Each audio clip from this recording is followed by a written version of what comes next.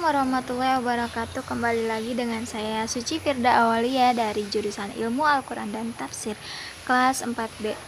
Di sini saya akan melanjutkan review dari sebelum-sebelumnya. Tak lupa juga saya mereview dari buku Rekonstruksi Sejarah Al-Quran dan The History of Quranic Text. Simak videonya ya. Langsung saja di sini saya akan menjelaskan dari materi terakhir, yaitu penghafalan dan pembacaan Al-Quran. Dalam bab 4 telah diperlihatkan bahwa bentuk paling awal dari proses interaksi antara generasi pertama Islam dan kalam ilahi adalah penghafalan wahyu-wahyu yang diterima Nabi. Bentuk tulisan Arab seketika itu secara teknis dikenal sebagai scriptio defectiva, yang lebih merefleksikan dirinya sebagai alat untuk memudahkan hafalan, telah menunjang proses pemeliharaan verbum kei dalam dada-dada manusia. Bahkan terminus technicus yang digunakan untuk menunjukkan proses pengumpulan wahyu-wahyu yang diterima Nabi, yakni Jam'ul Quran, juga mencangkupkan hafalan sebagai salah satu kandungan maknanya. Hafalan memang merupakan salah satu tradisi bangsa Arab yang sangat menonjol ketika Al-Quran diwahyukan. Lewat tradisi ini, keseluruhan wahyu yang diterima Nabi telah dipelihara dari kemusnahannya. Belakangan, ketika dilakukan kodifikasi resmi Al-Quran pada masa pemerintahan Khalifah Utsman, komisi yang dibentuknya diketuai oleh Zaid bin Thabit juga telah memanfaatkan dada-dada manusia, yakni hafalan, sebagai sumber kodifikasi di samping sumber-sumber tertulis lainnya. Setelah penyebarluasan salinan-salinan kodifikasi resmi Al-Quran ke berbagai wilayah utama Islam, transisi Al-Quran secara lisan dalam bentuk hafalan dari generasi ke generasi tetap dipertahankan dan merupakan suatu tradisi oral independen yang terpisah dari teks tertulis. Bentuk scriptio defectiva yang digunakan ketika itu untuk menyalin Al-Quran memang menyulitkan orang untuk berpijak semata-mata pada teks dalam pembacaan Al-Quran.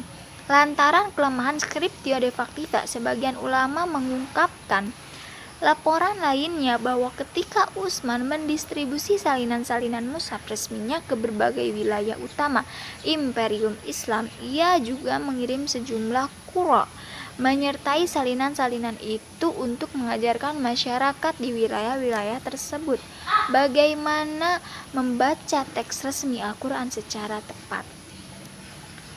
Tetapi kisah semacam ini tentunya tidak sejalan dengan keberadaan ragam bacaan kanonik atau lectio vulgata, yakni bacaan 7, serta ragam bacaan non-Utsmani.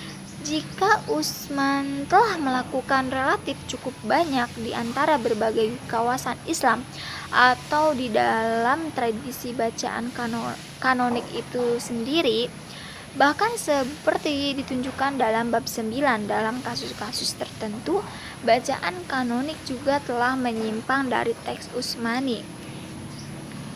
Menurut keyakinan kaum muslimin, Al-Quran telah disampaikan secara oral oleh Nabi kepada pengikut-pengikut pertamanya, yang kemudian ditransmisikan juga secara oral dari generasi ke generasi.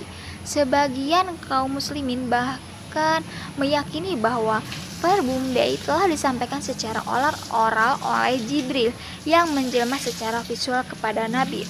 Tetapi keyakinan terakhir ini mungkin sulit dijelaskan karena Al-Quran sendiri menegaskan bahwa ia diwahyukan ke dalam hati Nabi.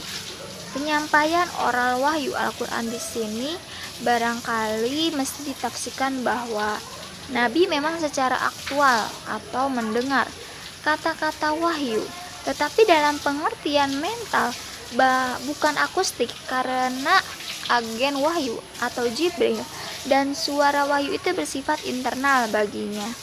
Terdapat sejumlah hadis yang menjelaskan berbagai upaya Nabi dalam mendorong penghafalan wahyu-wahyu yang telah diterimanya.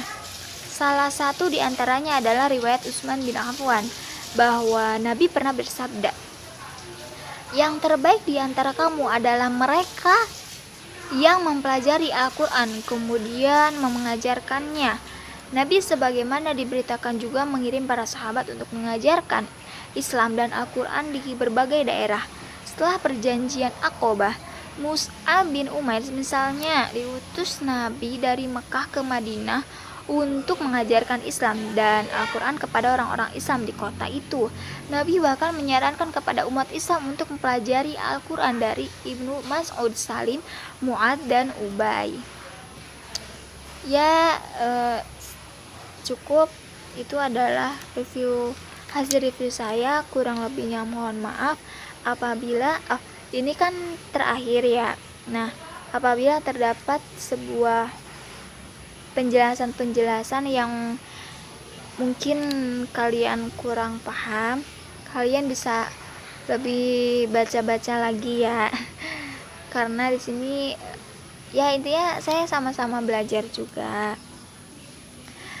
Saya mohon maaf apabila terbanyak salah kata. Wabillahi taufiq wa hidayah. Wassalamualaikum warahmatullahi wabarakatuh.